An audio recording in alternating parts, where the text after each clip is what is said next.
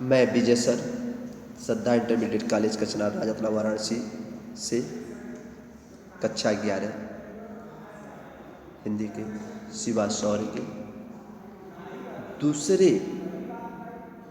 पद की व्याख्या आज हम इस वीडियो के माध्यम से आपको बताएंगे। आइए महाकवि भूषण जी का शिवा शौर्य के दूसरे पद को पहले पढ़ लेते हैं। ये है दूसरा पद।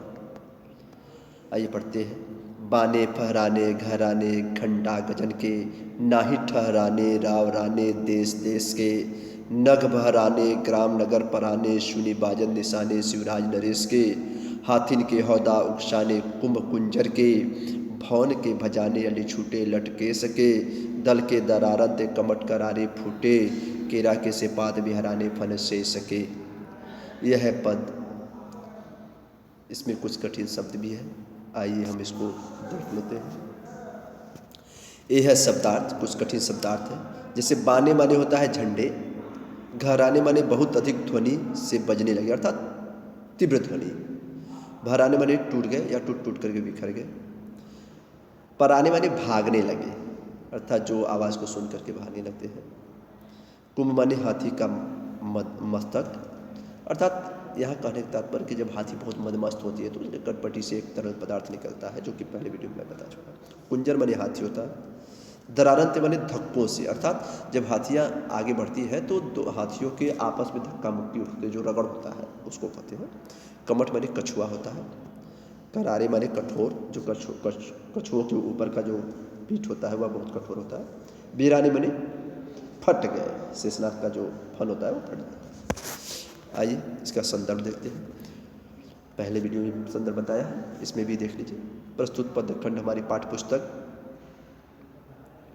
हिंदी के शिवा शौर्य नामक शीर्षक से अवतरित किया गया है। इसके रचयिता रीतिकाल के महाकवि भूषण जी हैं, जो वीर रस की रचना करने में जाने जाते हैं। यहाँ प्रसंग होगा महाकवि भूषण जी शिवाजी के शौर्य का प्रदर्शन करते हुए बता रहे हैं। आइए हम व्याख्या देखते हैं। बाने फहराने घराने घंटा गजन के, नहीं ठहराने राव राने देश देश के। पुनरुक्ति अलंकार देश देश में होगा। बाने फहराने घर, महाकवि भूषण जी कहते हैं कि शिवाजी जब अपनी तीव्र गति से सेना को लेकर के आगे चल रहे हैं,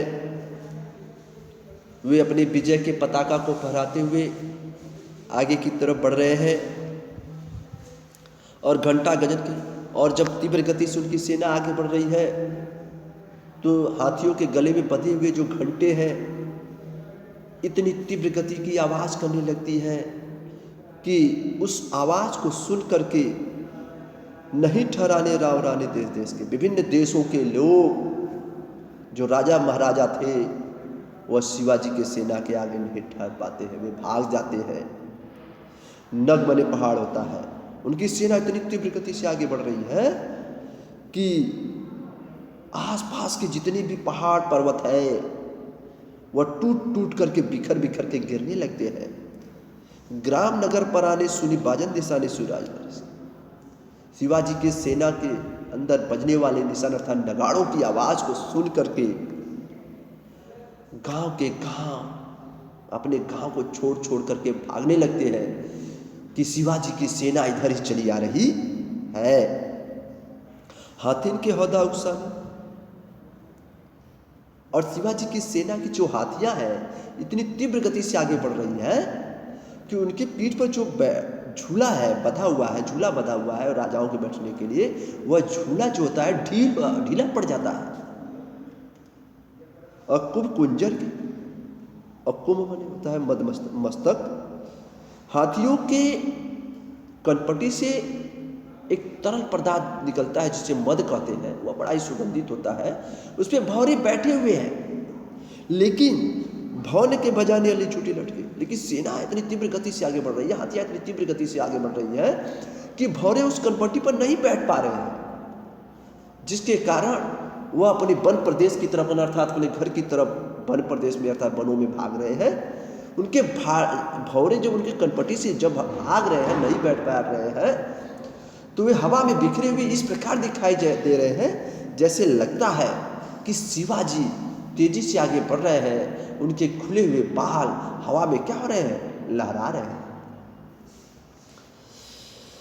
और शिवाजी की सेना इतनी तीव्र गति से आगे बढ़ती है, इतनी तीव्र गति से बढ़ती है कि उनके पैरों की धमक से दल के दरारते कमट कराने पृथ्वी को अपनी पीठ पर धारण करने वाले कछुए का पीठ भी क्या हो जाता है, फूट जाता है। उनके पैरों की तरह तेज धमक होती है कि पृथ्वी के जो कछुआ अपनी पीठ पर थमा रहा है, उसके धमक के मारे कछुए का पीठ जो होता है वह फूट जाता है और अपने शेष केरा के से पात बिहराने पर शेष और श्रेष्ठ नाग जो पृथ्वी को अपने फन पर संभाले हुए हैं, उनके पैरों की धमक से शेष नाग का जो फन है केरा के पत्ते के समान क्या हो जाता है, फट जाता है। अर्थात अति संयुक्ति अलंकार है, कपट का फूट जाना और केरा के पत्ते के समान फन का फट जाना, यह क्या है, अतिशयोक्ति अलंकार। इस प्रकार यह व्याख्या समाप्त होता है। आइए हम इसको काव्य सौंदर्य के बारे में बात कर लेते हैं।